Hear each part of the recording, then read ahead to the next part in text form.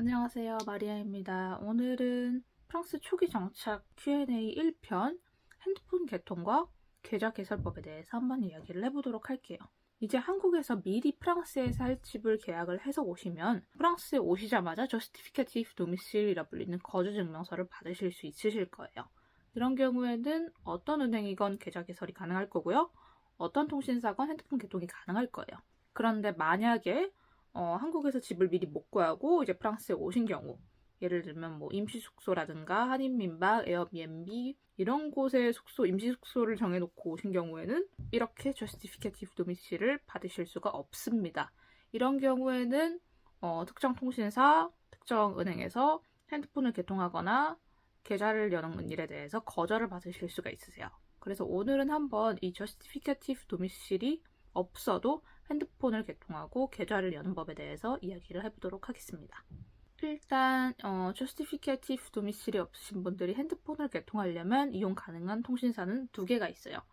하나는 리켜 모바일이라는 통신사예요. 이거 같은 경우에는 프리페이드 심을 이제 가게에서 팔거든요. 거기서 프리페이드 심을 사셔서 바로 핸드폰에 끼우시고 돈 낸 만큼 SMS라든가 통화라든가 인터넷을 이용을 하실 수 있습니다. 그리고 또 다른 통신사로는 프리모바일이 있어요.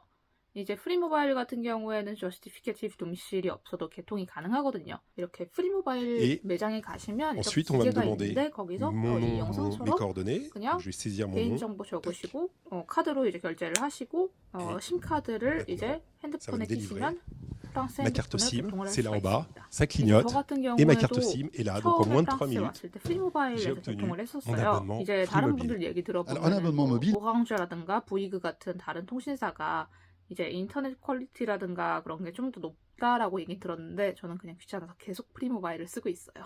이렇게 저스티피케이티브 도미실 없이 핸드폰 개통을 할 수 있는 통신사는 두 개가 있겠습니다. 자, 그러면 이제 한번 계좌 개설에 대해서 이야기를 나눠보도록 할게요. 사실 6개월 미만의 단기 체류를 하실 계획이시라면 굳이 계좌를 안 만들고 한국 체크카드 또는 한국 신용카드를 사용해도 상관은 없어요. 그리고 이렇게 체류 기간이 짧으신 경우에는 오히려 계좌를 열고 닫는 기간이 체류 기간보다 더 걸리실 거예요. 그래서 이렇게 단기 체류를 하시는 분들에겐 제가 계좌 여는 거를 추천드리지 않고 6개월에서 1년 사이에 중장기 체류를 하실 거고 프랑스에서 이제 체류증 갱신, 비자 갱신을 할 계획이 없으시다면 저는 인터넷 뱅크를 추천을 드립니다.